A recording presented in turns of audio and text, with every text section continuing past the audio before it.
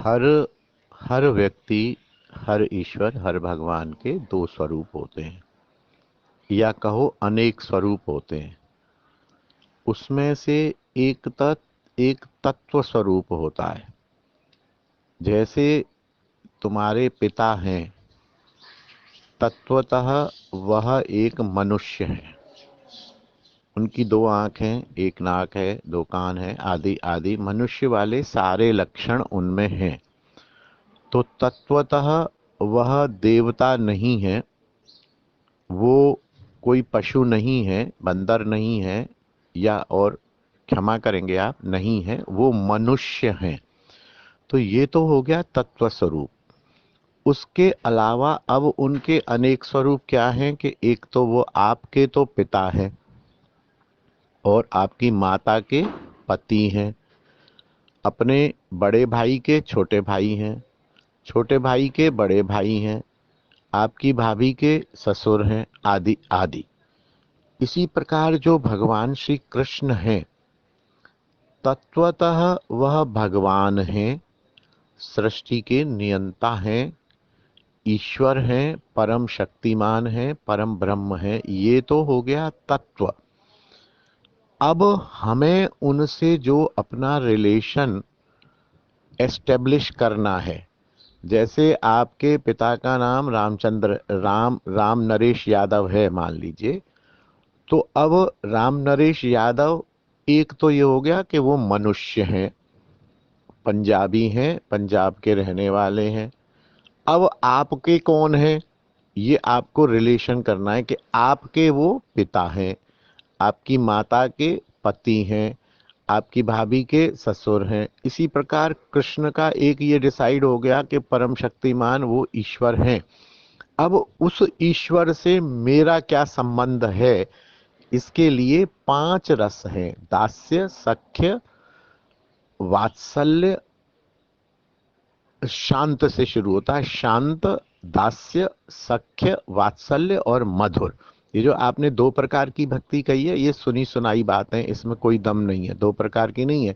भक्ति भक्ति में पांच रस हैं और पांच में भी शांत को हटा दिया गया है, चार माना गया है। दास्य, या तो आप उनको ये मानो कि वो मेरे स्वामी हैं, मैं उनका एक सामान्य सा नौकर हूं, दास हूं, या उनको आप सखा मानो, या उनको आप वात्सल्य मानो, वो अपना पुत्र मानो, या उनको आप अपना पति मानो। फिर शास्त्र का वचन है कि जो जीव है, जो हम आप लोग जीव हैं, जीवेर स्वरूप है नित्य कृष्ण दास। हम उनके दास ही हैं। हम न तो उनके सखा बन सकते हैं, हम न उनके माता पिता बन सकते हैं, न हम उनके पत्नी बन सकते हैं। फिर प्रश्न आता है कि फिर ये पांच रस हैं, इसका मतलब तो दास ही बने रहे।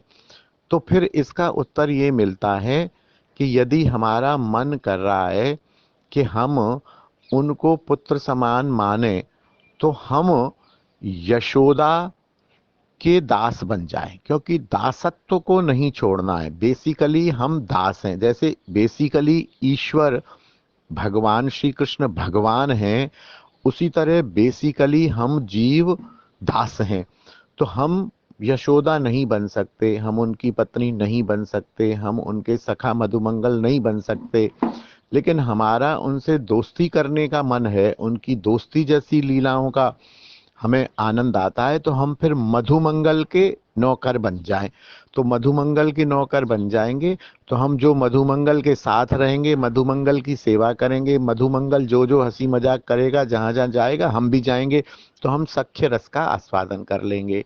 ऐसे ही हम यदि मधुर रस को अच्छा समझते हैं, तो हम, राधा जी हो गई मधुर रस की मुख आश्रय उनकी, उसके बाद राधा जी की सखियां हो गई ललता विशाखा, ललता विशाखा से भी सखियों के किसी सखी की हम दासी बन जाए, तो हम ललता विशाखा के साथ रहेंगी।